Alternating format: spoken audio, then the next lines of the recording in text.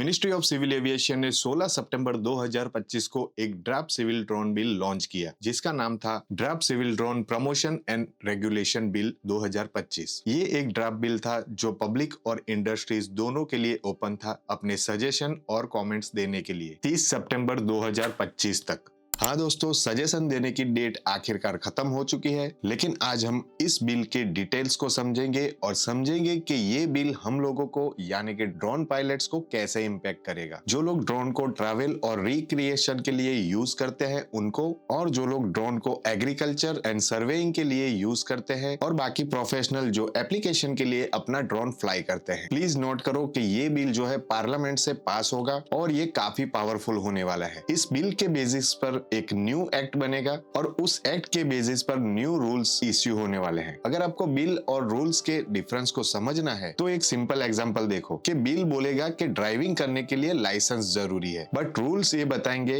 कि लाइसेंस के लिए अप्लाई कैसे करें, कितनी फीस होगी, टेस्ट कैसे होंगे, रिन्यूअल प्रोसेस कैसे होगा, वगैरह वगैरह। इसी तरह ड्राफ्ट सिविल ड्रोन बिल में पनिशमेंट और लीगल एक्शन काफी डिटेल में ऐड किए गए हैं, जैसे ड्रोन के कॉन्फिस्केशन, पेनल्टीज और ड्रोन पायलट पर होने वाली लीगल एक्शंस, और हम ये सब इस वीडियो में डिटेल में देखने वाले हैं। हेलो गाइस, मेरा नाम है अमित और आप देख रहे हैं हमारी चैनल वाव व्लॉगर। तो दोस्तों, अभी हम लोग देखते हैं 2025 में लॉन्च किए गए बिल की एप्लीकेबिलिटी क्या है। ये एक्ट अप्लाई होगा इंडियंस पर, फॉरेनर्स पर जो इंडिया में ड्रोन फ्लाई करेंगे, और उन इंडियंस पर भी जो इंडिया में रजिस्टर्ड ड्रोन को किसी और कंट्री में फ्लाई करेंगे। मतलब सिंपल शब्दों में समझे कि अगर आपका ड्रोन इंडिया में रजिस्टर है लेकिन आप उसको समझ लो कि लंदन में फ्लाई कर रहे हैं, तो ये एक्ट आप पर भी लागू होगा। ये एक्ट का स्कोप 500 केजी तक आने वाले सभी ड्रोन्स पर लागू होता है। इसका मतलब नैनो कैटेगरी वाले ड्रोन जैसे कि DJI मिनी सीरीज भी इस एक्ट के अंदर आते हैं। आगे बढ़ते हैं डेफिनेशंस के सेक्शन में। मुझे इसके अंदर एक इंटरेस्टिंग टॉपिक ये लगा कि एक्सपोर्ट का मतलब क्या है। मतलब इंडिया के बाहर ले जाना, बस। ये सेलिंग या बाइंग पर डिपेंड नहीं करता, और इम्पोर्ट का मतलब है इंडिया में लाना। तो यहाँ पर थोड़ा कंफ्यूजन होता है। अगर मैं इंटरनेशनल ट्रिप पर जाऊं और वहां पर मैं अपने साथ ड्रोन लेकर जाऊं जो रजिस्टर भी इंडिया में हुआ है और बाय भी मैंने इंडिया से किया है, तो क्या उसको एक्सपोर्ट माना जाएगा और आते वक्त क्या उसको इंपोर्ट माना जाएगा? आप लोगों को क्या लगता है हमें कमेंट में जरूर बताइए। नेक्स्ट पॉइंट जो कंसीडर करना बहुत ही जरूरी है, जो है अनमैनेड एयरक्राफ्ट सिस्टम की रजिस्ट्रेशन। इसमें क्लियर लिखा है कि हर एक ड्रोन को आपको रजिस्टर करना जरूरी है, और रजिस्ट्रेशन का पूरा प्रोसेस DGCA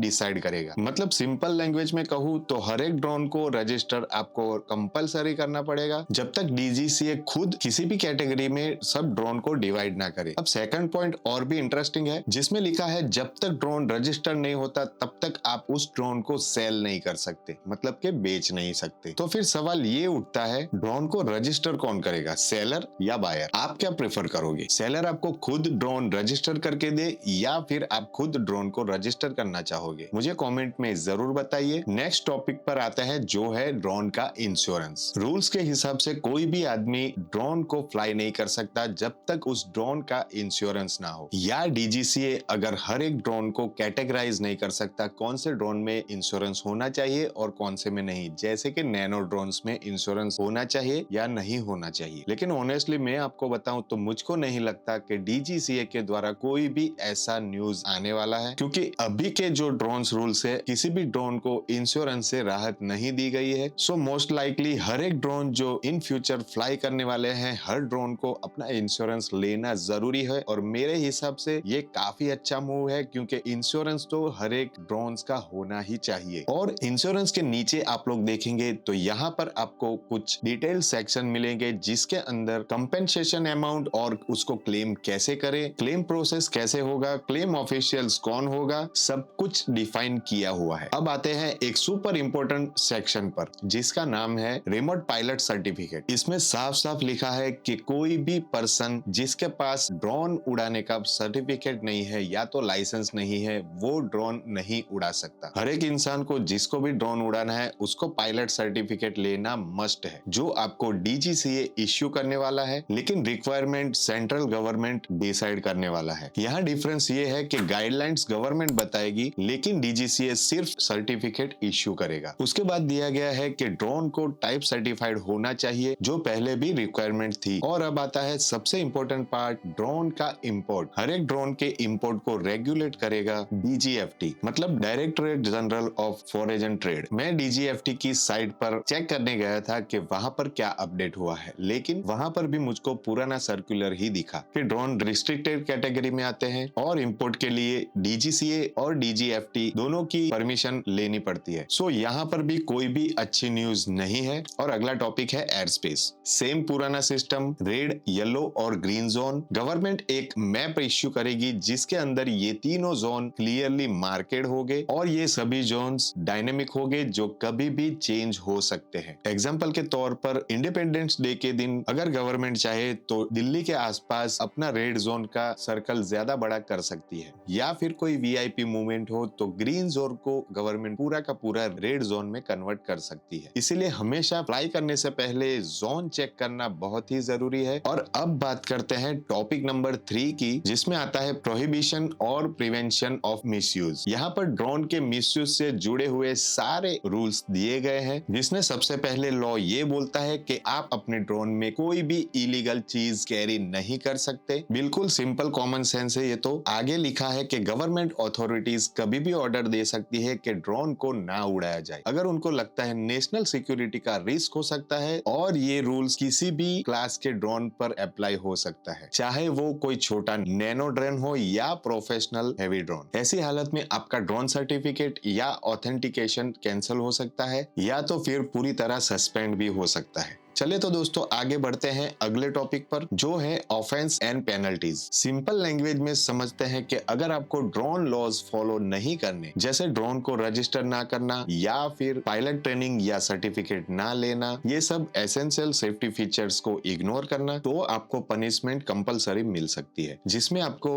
1 साल तक की जेल या 1 लाख रुपया जुर्माना या फिर दोनों। लेकिन आप टेंशन मत लो, क्योंकि ये ऑफेंस नॉन कॉग्निजेबल और कंपाउंडेबल होते हैं। मतलब पुलिस आपको सीधा अरेस्ट नहीं कर सकती और ज्यादातर केस पेनल्टी देकर सेटल हो जाएंगे। बस सवाल एक ही है कि आपके ड्रोन का क्या होगा। अगर अथॉरिटीज को लगेगा ड्रोन रूल्स वायोलेट किए गए हैं, तो वो आपके ड्रोन, डॉक्यूमेंट और डिवाइस सीज कर सकते हैं जब तक इन्वेस्टिगेशन ना हो जाए। अगर वो फिजिकली ड्रोन ना ले पाए तो आपको सीधा सीधा ऑर्डर भी दे सकते हैं कि जब तक इन्वेस्टिगेशन ना हो जाए आपको ड्रोन नहीं उड़ाना चाहिए। अब अथॉरिटीज आपका ड्रोन कितने दिन तक रख सकती है, तो उसका नॉर्मल आंसर है 2 से 3 दिन तक। अगर हायर अथॉरिटीज की अप्रूवल हो तो वो आपका ड्रोन 7 दिन तक रख सकते हैं, और उसके बाद आपका ड्रोन रखने के लिए उनके पास कोर्ट का ऑर्डर होना जरूरी है। लेकिन अगर आप चाहो तो सिक्योरिटी डिपॉजिट या फिर बॉन्ड देकर टेम्पररी ड्रोन को वापस ले सकते हैं। केस फिर नॉर्मल क्रिमिनल लॉ के थ्रू आगे चलता रहेगा। और आगे बिल में लिखा है कि अगर आप रूल तोड़ते हो तो आपका रिमोट पायलट सर्टिफिकेट या